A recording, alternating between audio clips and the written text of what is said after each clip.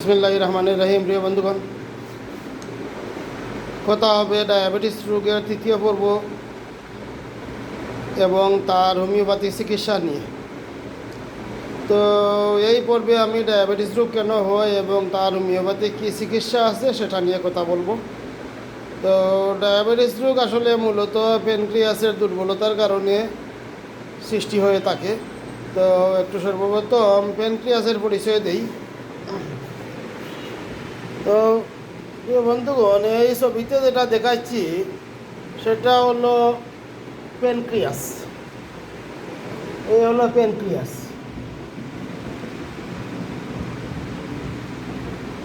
Pancreas এইটি হলো stomach. এই হলো স্টোমাকের নিচে প্যানক্রিয়াস এবং স্টোমাকের উপরে আছে বাইল ডাক্ট, মলনালী। এদিকে আছে লিভার। এই হলো গলব্লাডার, পিত্তথলি। এইখানে হলো আমাদের লিভার। এই লিভারের ভিতরে আছে নিচ দিকে গলব্লাডার। এই গলব্লাডারের নিচে এই যে বাইল ডাক্ট। এই বাইল ডাক্টের নিচে আছে স্টোমাক। এই যে স্টোমাকের নিচে হলো প্যানক্রিয়াস। এই প্যানক্রিয়াস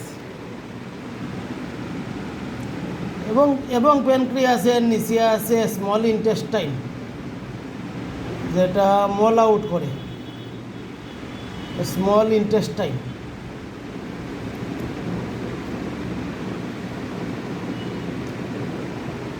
তো প্রিয় বন্ধুগণ, এই দেখাইলাম প্যানক্রিয়াস। এই প্যানক্রিয়াসের দুর্বলতার কারণেই মূলত আমাদের ডায়াবেটিস রোগ হয়ে থাকে। তো প্যানক্রিয়াসের মধ্যে আছে অনেকগুলো দ্বীপপুঞ্জের মতো, যেগুলোকে ল্যাঙ্গারহ্যান্স বলা হয়।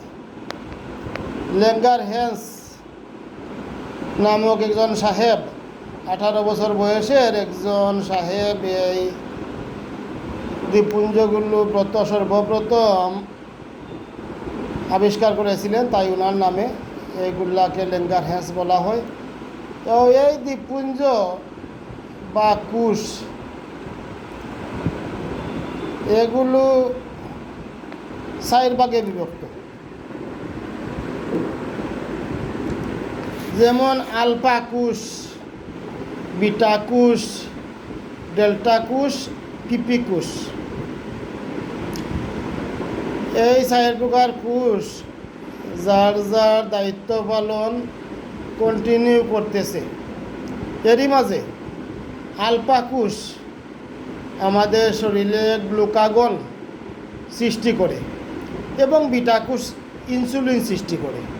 তো আলফা কোষ যে গ্লুকাগন সৃষ্টি করে, অর্থাৎ আলফা কোষ থেকে যে জুস নিঃসৃত হয় তাকে গ্লুকাগন বলে। এই গ্লুকাগন আমাদের ব্লাডে গ্লুকোজ বাড়ায়, গ্লুকোজটা বাড়িয়ে দেয় এবং বিটা কোষ হতে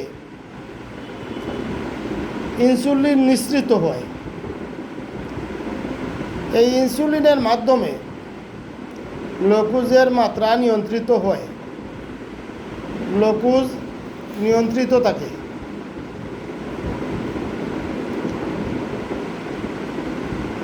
যখন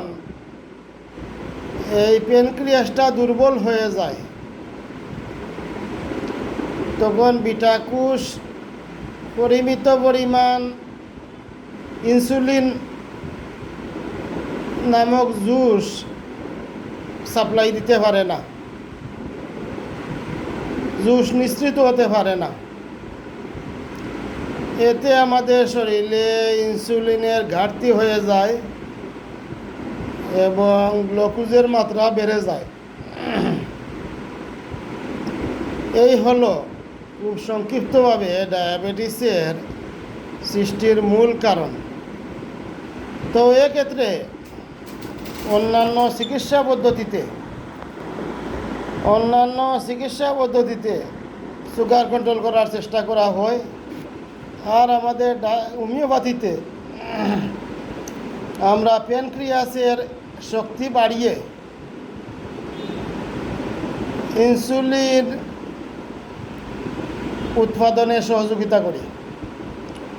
প্যানক্রিয়াস যখন শক্তিশালী হয়ে যাবে তখন প্যানক্রিয়াস তার স্বাভাবিক ইনসুলিন উৎপাদনে সক্ষম হবে, এতে ডায়াবেটিসের মাত্রা নর্মাল পর্যায়ে থাকবে।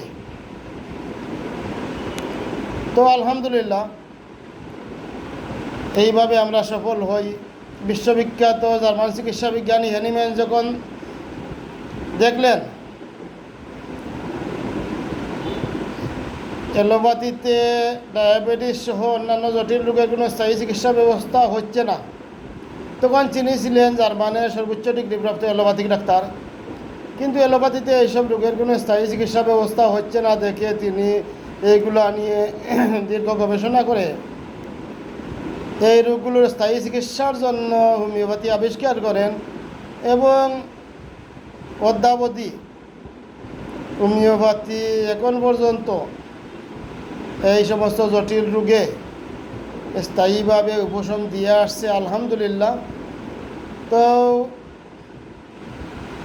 প্রিয় বন্ধুগণ, ডায়াবেটিস রোগ কীভাবে উৎপত্তি হয়, আমরা কিভাবে তার চিকিৎসা করি, এইটি একটু বললাম। সবাই ভালো থাকেন। আসসালামু আলাইকুম।